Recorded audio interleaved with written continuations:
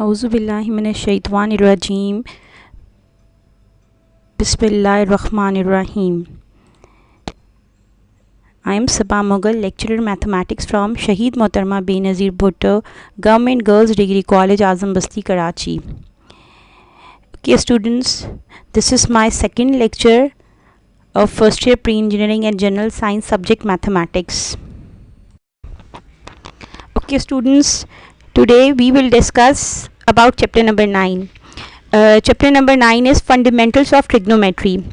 In this chapter हमारे पास जो topics हैं, पहला topic है radian measure, the second topic is relation between radian and degree measure, and the third topic is relation between arc length, radius and general angle. ये सारे topics आपके exercise 9.1 से related हैं. हम पहले थोड़ी सी इसकी details जानेंगे, उसके बाद फिर हम इंशाल्लाह ताला next lecture में मैं exercise solve करवाऊँगी. Okay students? Okay ji, first topic is radian measure. What is radian measure? A radian is a unit of measure of an angle that has its vertex at the center of a circle and its initial and terminal sides an arc whose length is equal to the radius of the circle. अच्छा देखें, ये centre point है, centre point आपका O है, ठीक है. Centre point से लेकर सर्कमफ्रेंस तक का डिस्टेंस R है और एंगल जो आपका बन रहा है वो है थीटा, ठीक है. अच्छा, अब आपको पता है कि रेडियस जो है वो क्या आता है, हाफ ऑफ डायमीटर, सही है. तो नेक्स्ट बात इन्होंने क्या की है, conventionally angles that are measured in a counter clockwise direction are taken as positive and those measured in a clockwise direction are taken as negative. अच्छा, ये जो आपके काउंटर क्लॉकवाइज डायरेक्शन में जो एंगल्स बन रहे हैं वो आपके सारे क्या कहलाएंगे, पॉजिटिव में आएंगे, और जो क्लॉकवाइज डायरेक्शन में बनेंगे वो आपके नेगेटिव एंगल्स होंगे. Second topic is relation between radian and degree measure. In any circle of radius r units, a central angle of 1 radian intercept an arc of length r units.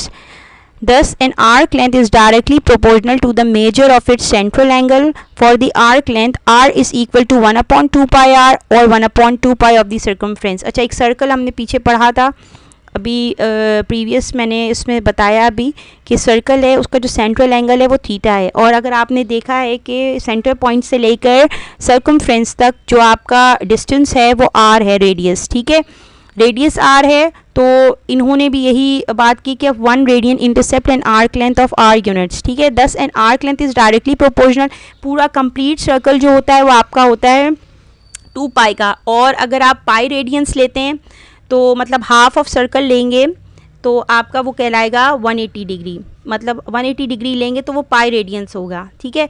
अब इसमें आ जाती है conversion. अगर आप radiance को convert करें degrees में, जब भी कभी आप रेडियंस को कन्वर्ट करेंगे डिग्रीज़ में तो 180 डिवाइडेड बाय पाई को आपने मल्टीप्लाई करना है, और अगर डिग्रीज से कन्वर्जन कर रहे हैं रेडियंस में तो आपने पाई डिवाइडेड बाय 180 को मल्टीप्लाई करना है. इस तरीके से एक एग्जाम्पल ले लेते हैं कि अगर मैं 30 डिग्री को कन्वर्ट करना है, मुझे 30 डिग्री को मैं कन्वर्ट करना चाहूँगी रेडियंस में, तो रेडियंस में कन्वर्ट करने के लिए मैं क्या करूँगी, इसको मल्टीप्लाई करूँगी 30 मल्टीप्लाई बाय पाई बाय 180, ठीक है. ये कन्वर्जन कर रहे हैं हम रेडियंस में. रेडियंस में कन्वर्जन करने के लिए आप इसको क्या करेंगे, पाई बाय 180 से मल्टीप्लाई करेंगे. अब ये 0 को कैंसिल कर दिया, 3 1 ज़ा 3, 3 6 ज़ा 18, तो आपका जो ये आ गया आंसर वो क्या आएगा, पाई बाय 6. तो 30 डिग्री जब रेडियंस में कन्वर्ट होता है तो पाई बाय 6 इसकी वैल्यू आती है. बाकी मज़ीद इंशाल्लाह ताला क्वेश्चंस हम एक्सरसाइज जब करेंगे तो तब सॉल्व करेंगे.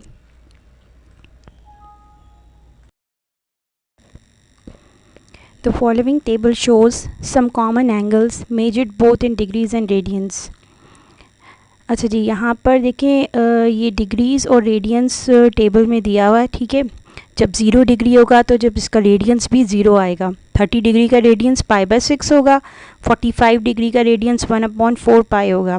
60 डिग्री का रेडियंस 1 अपॉन 3 पाई होगा. 90 डिग्री का रेडियंस पाई बाय 2 होगा. 120 डिग्री का रेडियंस 2 बाय 3 पाई होगा. 135 डिग्री का रेडियंस 3 बाय 4 पाई होगा.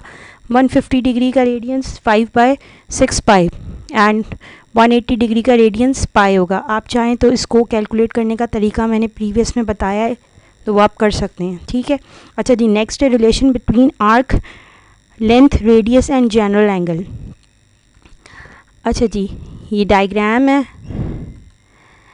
आपकी, इसमें देखें सर्कल और इसकी थोड़ी सी एक्सप्लेनेशन है, देख लेते हैं। We consider an arc length of a circle with radius of length R measured in the same units. अब ये एक सर्कल है, ठीक है, इसमें ओरिजिन आपका ओ है, थीटा आपका एंगल है, आपका जो ये डिस्टेंस है रेडियस सेंटर पॉइंट से लेकर सर्कमफ्रेंस तक, ये आपका आर है, और ये जो आपका डिस्टेंस है ये आपका क्या कहलाएगा, एस है, ठीक है। जो आर्क लेंथ बन रहा है बाहर, ये आपका जो सर्कल में आर्क लेंथ बन रहा है ये वाला, ये आपका कहलाएगा S. Let theta be the number of radians in the angle A O B. मैंने आपको बताया कि थीटा जो है वो आपका एंगल, ये जो आपका थीटा ये एंगल है और ये बन रहा है ए ओ बी पे, subtended by the arc at the center of the circle. Since the length of an arc in a circle is directly proportional to the measure of its central angle. जो आपकी arc length है, ठीक है, length of an arc जो है वो इन a circle, circle में जो आपकी आर्क आ रही है, लेंथ ऑफ आर्क आ रही है, ये डायरेक्टली प्रोपोर्शनल है किसके, to the measure of its central angle. उस इस मेजर ऑफ जो ये सेंट्रल एंगल है इसके डायरेक्टली प्रोपोर्शनल है, ठीक है। नाउ देयरफॉर इक्वेशन जो आपकी बनी वो बनेगी s upon 2 pi R is equal to theta upon 2 pi. अच्छा, अगर मैं देखूं तो यहाँ पर आपका s अपॉन 2 पाई, ये 2 पाई जो है वो इज इक्वल टू के उस तरफ ले गए हम, मल्टीप्लाई हो गया थीटा के साथ, और ये s अपॉन आर हो गया is equal to theta multiply by 2 pi upon 2 pi. यहाँ देखिए 2 पाई और 2 पाई क्या हो जाएगा, कैंसिल हो जाएगा, तो s upon R is equal to theta बन गया। तो आपकी जो रिक्वायर्ड फार्मूला, ये फार्मूला आपका बन गया है आर्क लेंथ का, s is equal to R theta. Here r and s both are measured in the same units. जो r और s है उन दोनों का यूनिट सेम होगा, and theta is essentially the number of radians in the central angle. और theta जो है वो हम रेडियंस में फाइंड आउट करेंगे, डिग्रीज में नहीं, रेडियंस में, ठीक है। अच्छा, अब इस एक्सरसाइज की जो क्वेश्चंस हैं वो इंशाल्लाह ताला नेक्स्ट लेक्चर में मैं आपको एक्सप्लेन करूँगी। तो इंशाल्लाह ताला नेक्स्ट लेक्चर में मिलते हैं, और आपको जितने डिटेल में क्वेश्चन आंसर्स हैं सारे इस एक्सरसाइज के हम सॉल्व करेंगे। ओके, थैंक यू, अल्लाह हाफिज़, टेक केयर। आखिर में एक छोटी सी बात कहना चाहूँगी, अपने गिरदो नवाह दोस्तों और अजीज़ों सबका ख्याल रखिएगा। अल्लाह पाक आपको आसानियाँ पैदा करने और इन्हें दूसरों तक पहुँचाने की तौफीक नसीब फरमाए, आमीन। May Allah bless you all, thank you.